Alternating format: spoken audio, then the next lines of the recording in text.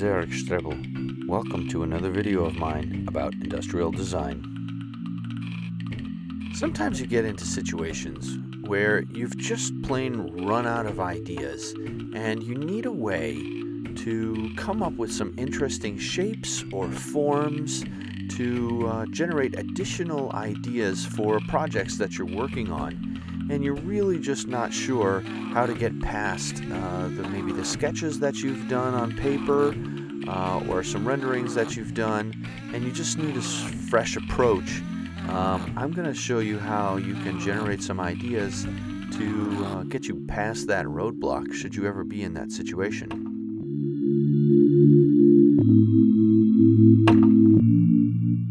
We're going to start out with some simple cardstock or some heavy sheets of paper.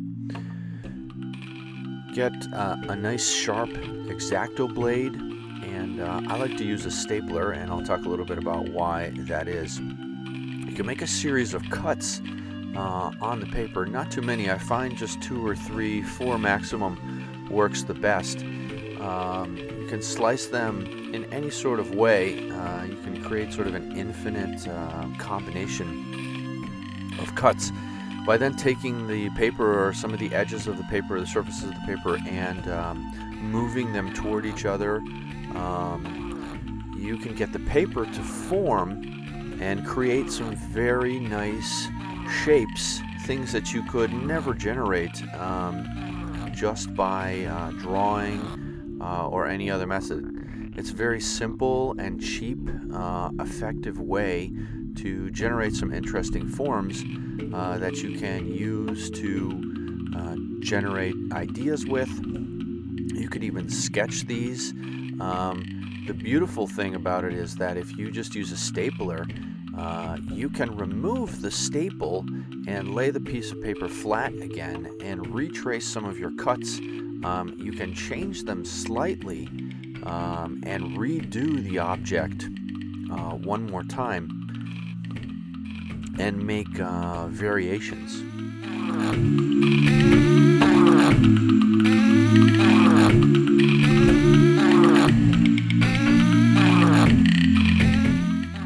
Another option would be, of course, to take that initial sketch once you've unfolded it and remove the staple, to trace it, possibly even scanning it into the computer and creating a series of Illustrator lines that you can then take and have a laser cutter cut.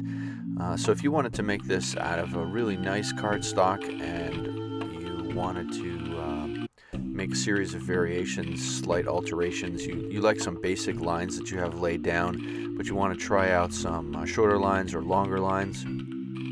If you have access to a laser cutter, that could work out good. It allows you also to use much heavier or thicker cardstock and cut it easily with the laser than with a X-Acto knife. It also allows for, of course, repetition. So you can get the exact same cut with the laser, something that's pretty hard to do with the X-Acto knife. It's also going to give you a very smooth cut every single time. So possibly if you needed to duplicate the model 2 or 3 times, if you needed to ship one or send one off as a gift, or send one off with a client and you still needed to have your own copy, creating a digital pattern and having it cut on a laser is a great option for this as well. The thing that I like a lot about these little abstract shapes is they lend themselves really well to all kinds of different things. So you can see some of the examples here. I stand them up. It could easily be like a spaceship. It can be laid down. It could easily be, let's say, like a chair, or possibly an exhibit space or an environment. If you think of it in terms of scale, and you add a person, and a person is only the size of a fly or an ant in one of these sketches. For example, in this one, you could see walking through this space would be a pretty tremendous experience.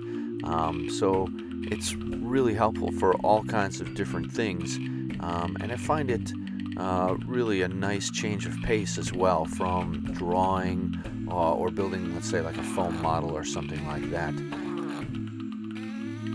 I find this technique to be incredibly helpful and very resourceful in terms of generating new ideas.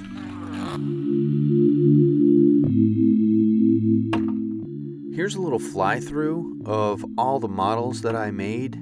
Probably took me less than 10 minutes to generate all these different models and mock-ups just out of paper and cardstock, and to come up with a huge variety of different ideas and forms that can be used for whatever you're working on fairly quickly, and they're very different and quite unique. If you like the music in this video, head on over to Mike's website, 𝗏𝗏𝗿𝗏𝗏, give him a shout out, let him know that you like it. Don't forget to subscribe to my YouTube page. You can also follow me on Twitter and Facebook. Thanks. Rock on.